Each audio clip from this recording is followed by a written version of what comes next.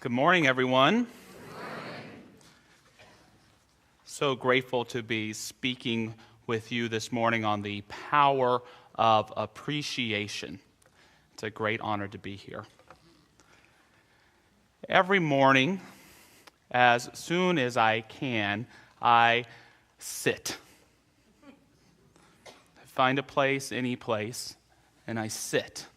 I don't try to assume some sort of holy position, that holy position we can get into so we can meditate as hard as we can, that kind of thing. I just try to be comfortable. And for me, if I'm comfortable, it's holy. That doesn't mean that I don't bring intention to the symbolism in my posture, because I love the symbolism of good posture when we sit. I like crossing my legs or folding my hands and knowing that that is a symbol of unity, of coming together. I love bringing attention to my breath as it moves in and out so that I can be aware of the interdependence of the inside and the outside.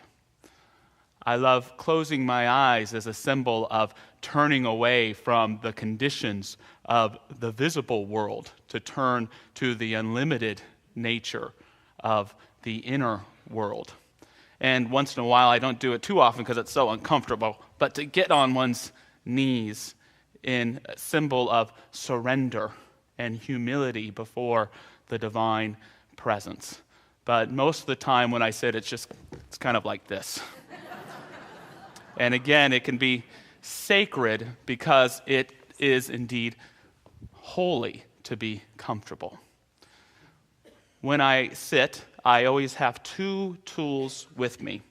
The first is a cup of coffee, and the second is a good book. The coffee for me is for the caffeine, absolutely, but it's also because it helps me engage with my senses. I love the smell, I love the taste, I love the sense of warmth that it gives my body, and it helps me to appreciate my body. And that's, for me, where the appreciation of my life on a daily basis begins, to just be in appreciation of how I feel, my mind, my body, my life. Many people, they call this experience meditation, but I just prefer to call it appreciation, because I don't always know what meditation necessarily is. It's just something I think that happens through just appreciating. On certain days, it's harder for me to appreciate than on other days. Something from the past comes up that's bothering me, or something in the future that's worrying me. And what I do if I can't forgive or know the truth right then, I try to make an appointment to meet with that thing a little later when I'm done. If there's anything that I've learned from my problems is they don't mind hanging out and waiting for me. If they were to go away, that would be just fine too. But I do my best just to appreciate where I am. And then I grab the book. And there's two rules for the book that I read. The first is that it's got to be spiritual. I know that's kind of a duh, but it's important. The second is that it's got to be to the point. I don't want to open the page to something that's trying to prepare me for something 3 pages later. I like it when each statement is complete within itself, that I can just kind of close my eyes and flip around and like magic open to the right perfect page. Anyone else do that? One of my favorite books is This Thing Called You by Ernest Holmes to use in my daily spiritual practice. And he might say something like this: the greatest gift life could have made to you is yourself. You are spontaneous, self-choosing center in life, in the great drama of being, the great joy of becoming, the certainty of eternal expansion. You could not ask for more, and more could not have been given. This is that spiritual breakfast cereal, because you've got to sit with it and just kind of allow it to digest. So I appreciate the words. And when I feel like I've appreciated them long enough, I move into appreciating in the form of prayer, which again, I think it's often called prayer, but for me it's another form of the power of appreciation. Because what I do is I do my best to cultivate as much as I can an appreciation of the infinite. Hopefully it's a little more each and every day. And what I do is I take that appreciation that I'm able to cultivate and know in my consciousness in that moment, and I apply it to myself. I apply it to my circumstances. I apply it to people whom I love and people who have asked for me to pray for them. I recognize that there is an infinite presence that is love, that is wholeness, that is gratitude, that is the whole of being complete in everything. And I know in this reverence that it is, that my reverence expands, realizing that what it is true of me too. And as I know it to be true of myself, I know that I flow with its harmony as I give my message at the Santa Rosa Center for Spiritual Living.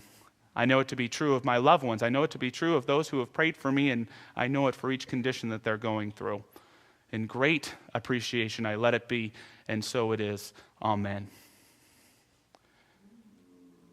And then I'm complete with my spiritual practice for that day. It doesn't take me usually more than 10 to 15 minutes. For me, doing any longer than that doesn't make me more spiritual or anything like that, but again, that's just for me. And what I've come to learn about my spiritual practice, about the power of appreciation, is it's really the most important thing that I do each and every day. In truth, I've come to believe that in many ways, it is the only thing I do each and every day.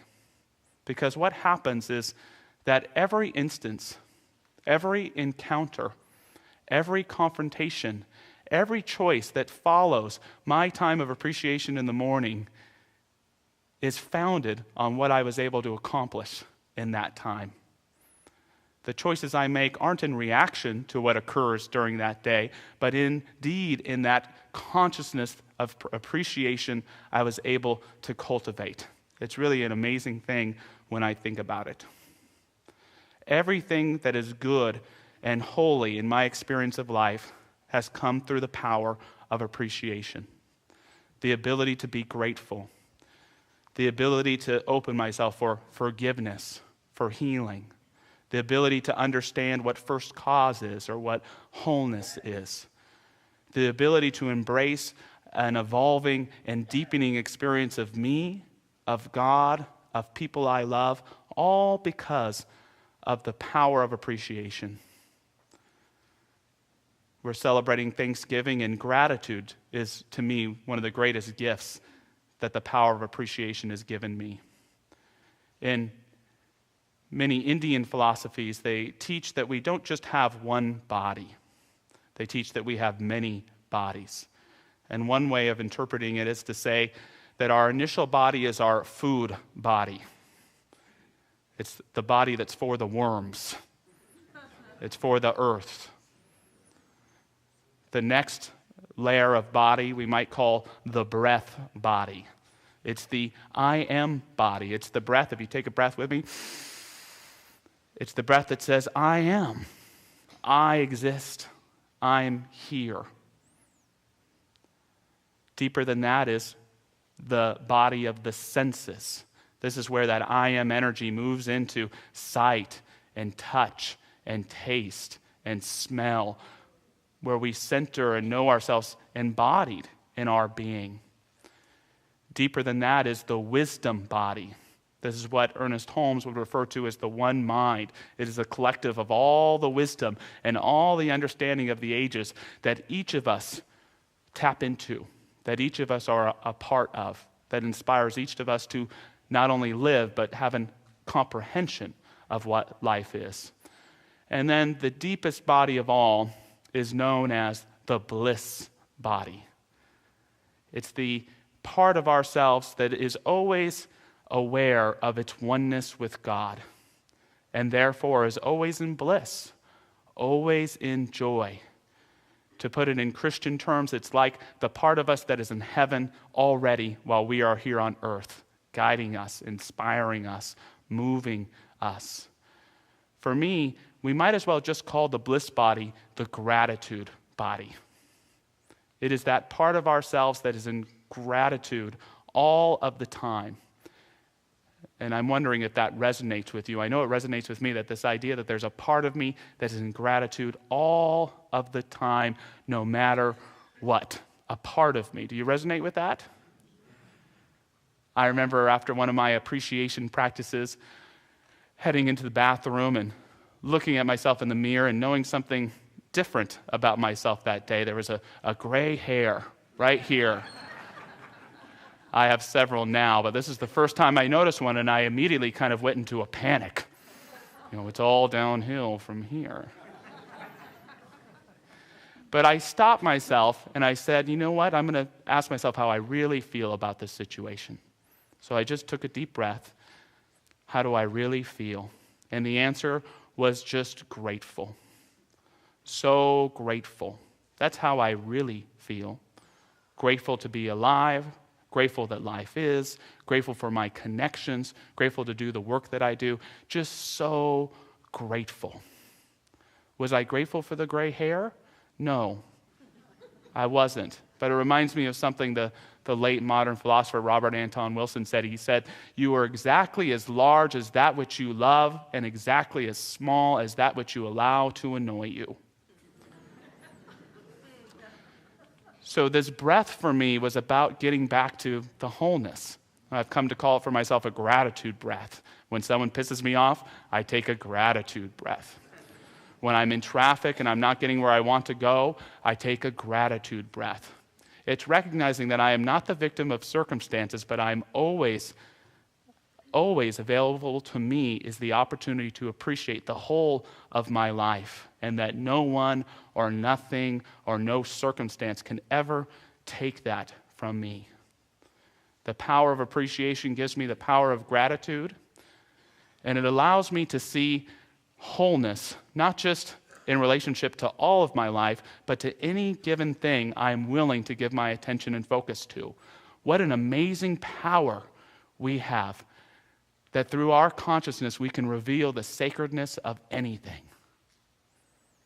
It is a great tool, a great gift. I remember one time someone talked me into doing the master cleanse. How many people here have tried the master cleanse? And I've practiced a lot of self-torture in my day, but food is usually not a place where I try it. And the Master Cleanse, it's a diet program where for 10 days, and anyone, you can correct me afterwards if I'm wrong, but I think it's lemon juice, cayenne pepper, and maple syrup. I imagine someone out there going, get a load of this, I'm going to put this on the internet and see how many people try it, that kind of thing. So I get about 4 days in, and I'm really suffering. And so I go back into my kitchen, way back in the pantry, and I grab that can of pea soup that's in the back of all of our cupboards. That can of pea soup that's been there maybe 2, 3, for some of us maybe even longer than that. That can of pea soup that you didn't even want to take to the can drive because you were worried about it. You just left it right there. So I grabbed that can of pea soup and I warmed it up. And I will tell you, it was probably the most sacred, divine experience of my whole life. Tasting, feeling, experiencing the wealth and the nourishment in that delicious pea soup. Allen Ginsberg, the poet, said, when you notice something clearly and see it vividly, it then becomes sacred. James Joyce said, any object intensely regarded may be the gate of access to the incorruptible eon of the gods. Now, I'm not saying make pea soup more than it is. I'm saying everything can be sacred, especially when we apply that logic to experiencing the divine through our partner or in ourselves or in someone we love or in something we care about. The power of appreciation allows us to draw forth an experience of the sacred in anything. Now, the power of appreciation isn't all hearts and flowers. What I've learned is that the power of appreciation hasn't made my problems go away. It hasn't made my issues go away. In fact, it's amplified them. It hasn't made my problems go away. It's made me more aware of them. It hasn't made my issues go away. It's made me more conscious that they're there. I still have the same temper I always had. I still have the same abandonment issues that I've always had. But what's different, through the power of appreciation, these issues, these neuroses, we might say, no longer have control over me.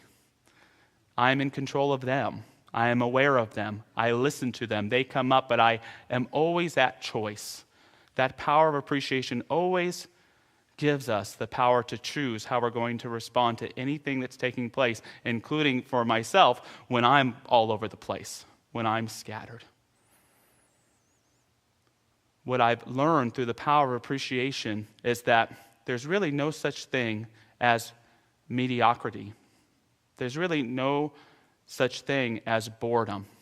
They're really symptoms of defective experience. The power of appreciation has taught me that if anything feels missing in my life, I don't care if it's a girl, if it's money, if it's a sense of completeness or success, whatever it is, the first place that I always need to look is within myself. If anything is missing from your life, maybe it's you. Maybe it's that application of who you are fully and completely with that power of appreciation.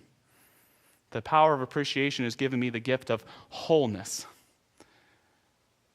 It's easy to know myself as whole when I'm feeling really successful and doing great, but it's particularly been powerful when I feel broken, when I don't feel good, to know myself in relationship with the whole. It's helped me be there for other people as well. I remember getting a call from a friend of mine named John, who was laid off during the Great Recession, and he was one of those fellas that was really identified with his job. It was really who he was. So it was really difficult for him, and as opposed to addressing his hurt feelings, he just kept trying to get that new job so he could have a sense of identity again. And a year and a half into that search, he had felt really broken down. He had really lost a sense of self, sense of dignity, sense of purpose. This particular morning, he had called me. I was excited to hear from him because I knew he was interviewing for his dream job, a job opportunity he had always wanted. He called me that morning because he was unable to get out of bed.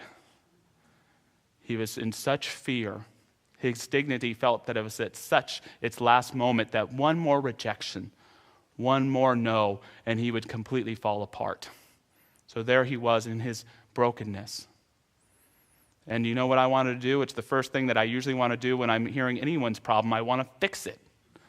I want to make it better. John, arise and walk.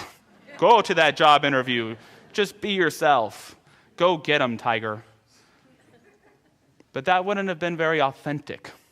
That wouldn't have had a lot of faith and trust in John's ability to go through his process that he needed to. And if it wasn't for being able to know that wholeness that is in all places at all times, I would have tried to fix. But something more powerful than that happened because I was able to just be a presence. I was able to just listen. I was able just to know. I was able to feel safe even in the fear, even in the struggle. This is something this week that I see reflected in what's going on in Ferguson and in the country's experience of what it is. No matter what, if anything that I know, not knowing all the facts of that circumstance, is a child of God, killed a child of God, and whenever that happens, something tragic has taken place. So hearing the pain from different aspects of our community, feeling the anger from different aspects of our community, you know the first thing that I want to do, the first thing that most of us want to do, we want to fix it. We want to make it better. Our culture needs to be this way. You need to act this way. You need to do this. You need to do that. We want to tell everyone kind of how they should go about things. But for me, the power of wholeness tells me to stay present, to continue to listen, to recognize that healing and transformation doesn't always come immediately, doesn't always come in an hour, doesn't always come in a month. Sometimes it takes years, but it takes the strength of those who are willing to be present, to listen with that open heart, to make a situation like what's going on not be an opening for the wound to get deeper, but for healing to take place. What we're called to do, in sense of being spiritual practitioners, is to hold it open, to hold that space, to be that space for others. I remember something very powerful that I read that the author Parker Palmer shared in a book called The Hidden Wholeness. He talks about going on retreat in Minnesota where the wilderness had been torn apart through a storm. He says, "The wilderness constantly reminds me that wholeness is not about perfection. On July 4th, 1999, a 20-minute maelstrom of hurricane-force winds took down 20 million trees across Boundary Waters. A month later, when I made my annual pilgrimage up north, I was heartbroken by the ruin and wondered whether I wanted to return. And yet, on each visit since, I have been astonished to see how nature uses devastation to stimulate new growth, slowly but persistently healing her own wounds. Wholeness does not mean perfection. It means embracing brokenness as an integral part of life. Knowing this gives me hope that human wholeness, mine, yours, ours, need not be a utopian dream if we can use devastation as a seedbed for new life. The question is, am I strong enough? And as I'll get to in a second, can I trust enough to allow nature, the divine, to reveal itself? It was not an easy road for my friend John. He went deeper and deeper into alcoholism. He had to move in with his mother, who soon passed away. He went deeper and deeper into a sense of brokenness. But eventually, he practiced. He worked his way through. He listened to himself. He got sober. Before you knew it, he had a job that he hated. But he had a job. And then he had a job that he didn't hate as much. And then he had a job that he just didn't like, and that would do. And he's still doing his work. He's a couple years being sober, and you know what? He did it himself. He did it through opening himself to experience the divine in him. He didn't need my help other than to be a strong, supportive presence in his life. Perhaps the most powerful thing that the power of appreciation has allowed me in my life is trust. Trust in myself, trust in God, trust in what we call the process. I've loved listening to Dr. Edward and Dr. Joyce talking about the power of receiving this month, and there's not much to add because they've put it together so well, but what I would add is to say, without trust, I can't really receive anything. I will reject it all. It takes truly trusting, building that rapport with myself that says how I feel is something that deserves to be heard no matter what it is. It believes trusting that God can perform a miracle in my life, that God can open my heart and bring love into my life. It demands this trust in order to receive it. I have to be willing to trust the process, that there are intentions, deep soul intentions, each of us plant in our lives that grow and flower for us, but we have to trust in them. We have to be good stewards of those seeds that we've planted. This is easy to do when things are going well and harder to do when things feel unknown, uncertain, scary. I remember a couple months ago, I got to go to Knott's Berry Farm in Buena Park, California with my girlfriend and our son, and there was a ride there that he really wanted to go on. He's 9 years old at the time, called the Accelerator. And it's not one of those roller coasters that prepares you by going chicka, chicka, chicka, chicka. It's one of those that just shoots you out right away, and you go way, way, way up, way into what feels like zero gravity for a few seconds, and then it drops you down, you go upside down, and it's over in about 10 seconds. And I thought, this is what life is like. Because I'm there. First of all, I'm trying not to look scared because the 9-year-old's got a big smile on his face next to me. But I'm holding on for dear life, and the fear as we take off turns into exhilaration, turns into relief, turns into laughter. Isn't life kind of like that sometimes? The fear turns into exhilaration, turns into relief, turns into laughter. But it demands our trust. It demands that we remember it's just a ride. It demands that we strap ourselves in and hold on from fear into exhilaration, into relief, into laughter. "Wow, Gavin," I said, "what a ride." "Yes," he said, "let's go on again." So in the spirit of appreciation, I invite us to move into a time of prayerfulness, as we just simply take a moment to recognize that appreciation is indeed one of the highest qualities of God. Planted in the heart of each and every one of us, it is ours to steward, ours to support, ours to expand. Through this appreciation, I know indeed all things are possible, all things are indeed powerful as well. Wherever it is in our lives where we are being called to have a greater experience of spirit, a greater experience of ourselves, a greater experience of the depth of life, may we enter with an appreciative consciousness. May we open ourselves to receive newfound experiences of love, of healing, of forgiveness, and of exhilaration, knowing there is indeed a divine truth that expresses through each one of us.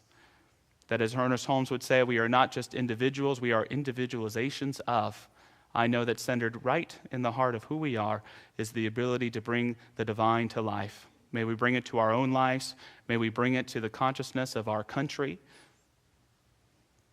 May we bring it to any circumstances where the divine is not being currently known or understood at this time, knowing that we are a presence for it to be known and to take place. We let it be in deep gratitude, and so it is.